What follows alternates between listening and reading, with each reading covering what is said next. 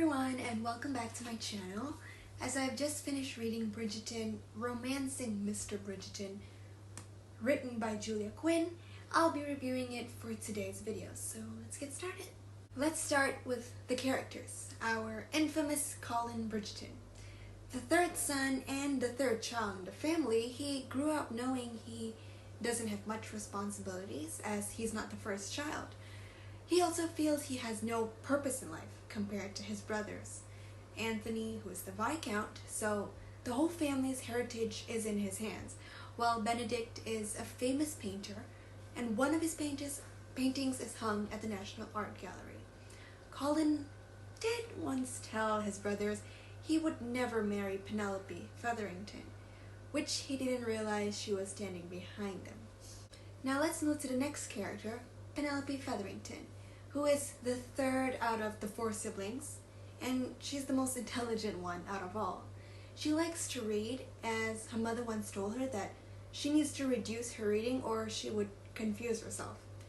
Now that she's a spinster at 28 years old, that's the age they consider a spinster, she doesn't have to go to the modiste to get her dresses or dance in balls to secure a husband.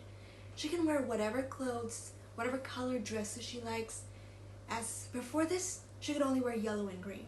Her mother told her that these are the colors that makes a girl happy, and happy girls get husbands. So now that she's 28 and considered a spinster, she doesn't need to care about that anymore. The story starts with Lady Danbury, who challenges the taunt that whoever unmasks Lady Whistledown gets £1,000, which is big money in 1800s. Penelope thinks it's Lady Danbury, while Eloise's theory is that Lady Whistledown made a mistake in the gossip column and that they didn't realize it, as she thinks that one can't go undercover for 10 years and not get caught.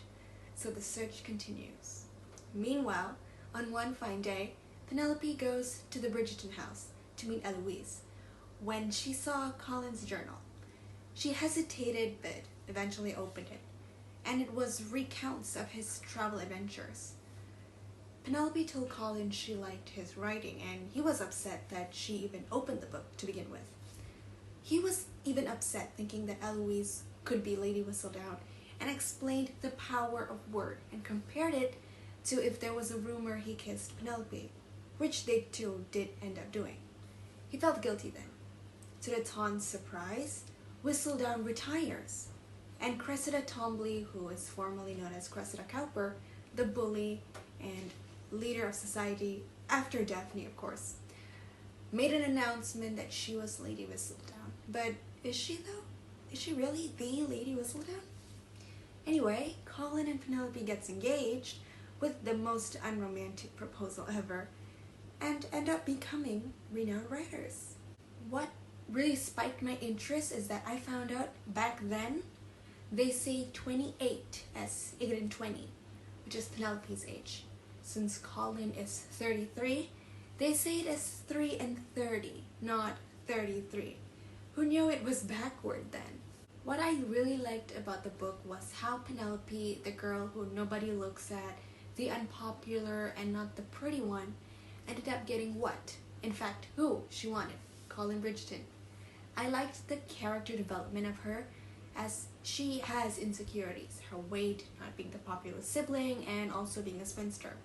But she regains her confidence as she gets closer with Colin and the Bridgertons, and to me, she's a heroine in her own right. She ends up starting her own novel herself.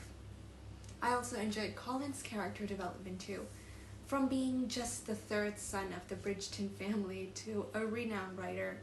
He kind of envied his brothers, Anthony and Benedict's, achievements, so he actually makes something of himself, which I feel is very cool for a male aristocrat in the 1800s, who are born with titles and wads of cash before they can even walk.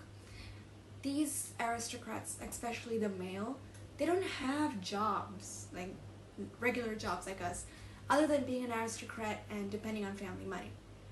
Also, there is a confirmation on who is Lady Whistledown, so I'm happy about that, yay. There's not much that I dislike about the book other than a spoiler about Francesca, and not a good one. I don't really want to say much about it until I read her story, which is book number 6 in the series. I would give this book a 10 out of 10, as I would not pass up a friends, lovers trope, which is what is depicted in this story. So when Colin caught Penelope reading his journals and getting all upset about it, I just couldn't wait for them to fall in love. Oh, also this book has a little PG-18, so watch out for that. And that brings me to the end of my book review for today. I hope everyone enjoyed my video, and don't forget to like it and subscribe to my channel. Bye!